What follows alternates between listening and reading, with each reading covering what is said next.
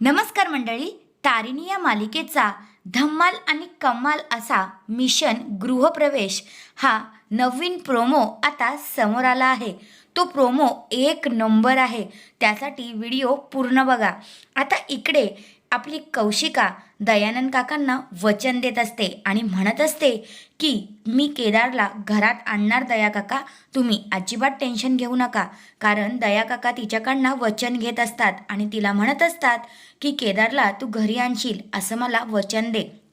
तेवढ्यातच दुसऱ्या बाजूला तारिणीला कळतं की खांडेकरांच्या घरातच तिच्या आईचं सत्य लपलेलं आहे।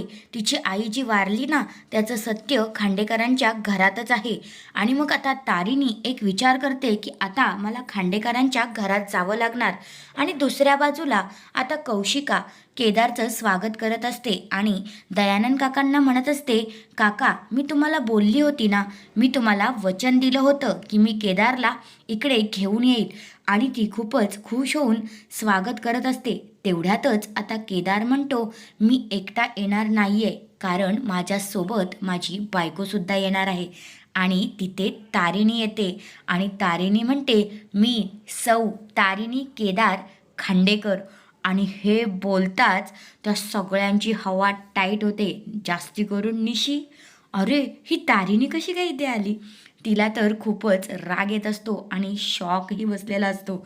युवराज वगैरे सगळेजण शॉक होऊन बघत असतात, कारण मिशन गृहप्रवेश हा एक नंबर असा हटके झालेला आहे बरं का। तुम्ही पण ह्यासाठी एक्सायटेड आहात का? ते मला कमेंट करून तुम्ही नक्कीच सांगा। आणि तारिणी आपली इतकी सुंदर दिसत असते ना, काय सांगू। एकदम भारी असा प्रोमो आहे, लय भारी। असं वाटते की हा एपिसोड कधी येईल। आणि हो, एक आनंदाची बातमी, दयानंद काकांची एक्झिट नाही आहे बरं का। दयानंद काका आपल्याला येणाऱ्या प्रत्येक भागांमध्ये दिसणार आहेत, कारण आत्ता ह्या प्रोमोमध्ये दयानंद काका दाखवलेले आहेत।